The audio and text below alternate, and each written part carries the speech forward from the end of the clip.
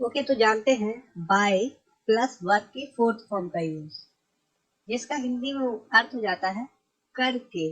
मतलब कुछ करके, कुछ करना, किसी चीज के लिए कुछ करना। Okay,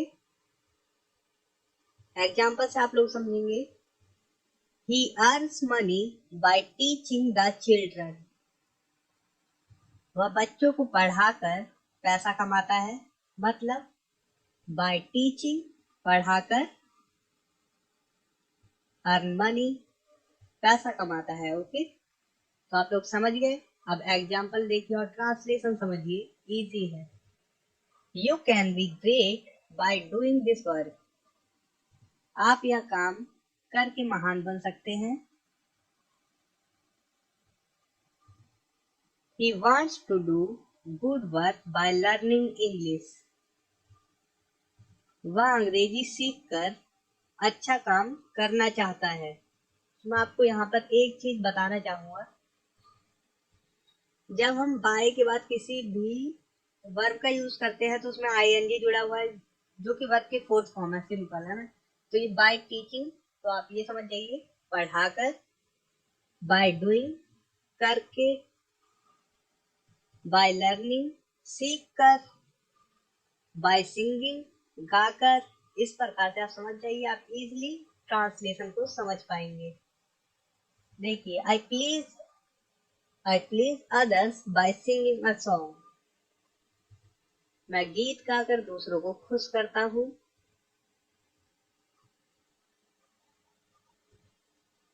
He can advance by doing hard work. वह कड़ी मेहनत करके आगे बढ़ सकता है।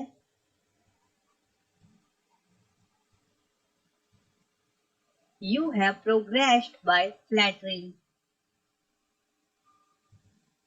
अब आपने चापलूसी से तरक्की की है, तो ये है प्रेजेंट। कौन से टेंस में है ये? Present perfect tense. ओके, तो की है, आपने चापलूसी से तरक्की की है। He may call you there by alluring you. वह आपको लालच देकर आपको वहां बुला सकता है। या हम सिंपल ये कह सकते हैं, वह लालच देकर वहां बुला सकता है। वह आपको लालच देकर वहां बुला सकता है। Okay, he may call you there by alluring you. You can call him by doing this. आप यह करके उसे बुला सकते हैं। You should call him by doing this. आपको यह करके उसे बुलाना चाहिए। तो टेंसेस, मॉडल्स के आधार पे आप मॉडल का यूज कर सकते हैं। तो देखिए, he cheats the people by telling a lie. वह लोगों को झूठ बोलकर धोखा देता है। अब आइए प्रैक्टिस सेंटेंसेस देखते हैं।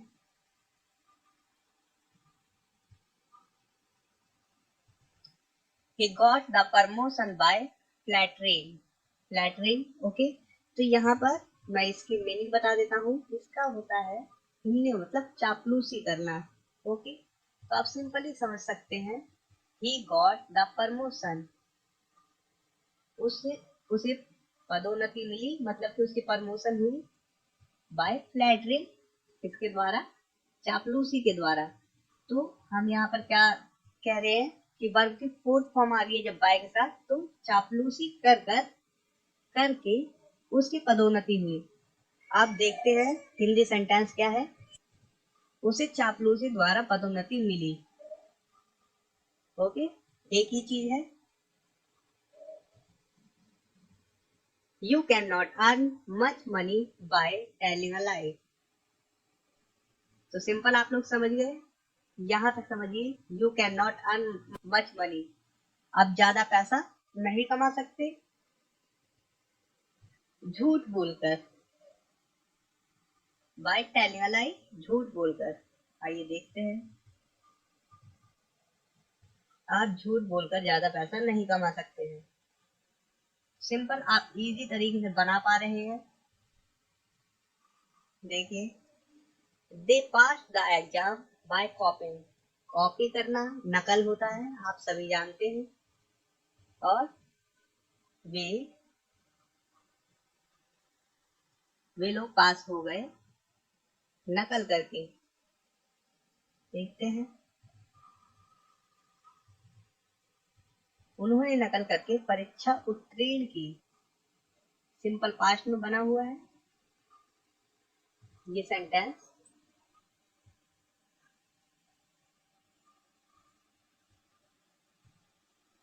I want to get this work done by giving money. तो यहाँ पर बता दूं, यहाँ पर गेट का भी यूज हो रहा है।